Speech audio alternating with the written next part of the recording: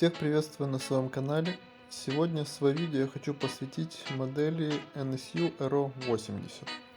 Данная модель являлась ремейком итальянской модели Mebit Toys.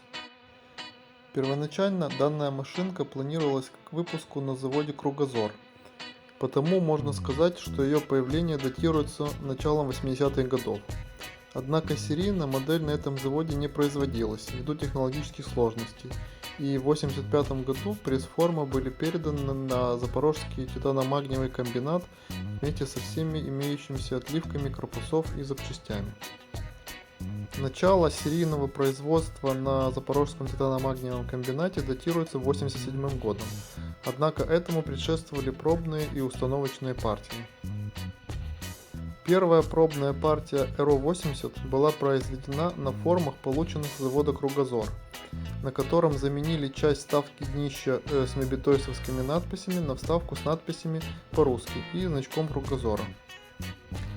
После изготовления приспособлений и оснастки для сборки была произведена вторая пробная партия, модели в которой отличались отсутствием на днище значка Кругозора.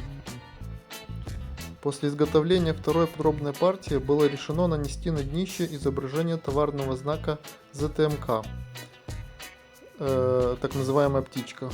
Но при отливке обнаружилось, что птичка немножко не такая, как должна быть.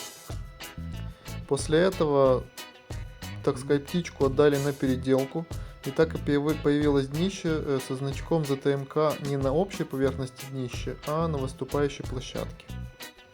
При испытании данной переделки был промежуточный вариант, днище без всяких надписей. От предыдущих вариантов отличается немного другим углом наклона труб из-под картера. Далее было решено изготовить новую вставку из правильной стали. Так появился самый распространенный вариант днища с надписью Aero 80, значком ZTMK на ровном поле и ценой 3 рубля 50 копеек. В конце 1992 года была заварена и зашлифована цена на днище, то есть выпускался он уже без цены на днище. В конце 1996 года днище изготавливали из пластика с изображением нового товарного знака ZTMK Citis. До 1988 года салон был с отверстием под ручку коробки передач, но без самой ручки. В 1988 году была уже произведена доработка салона, и внутри него появилась ручка. Модели упаковывались в разные коробки до тех пор, пока в 1994 году с появлением пластиковых боксов ZTMK отказался от услуг типографии и, собственно, начал упаковку моделей в эту тару.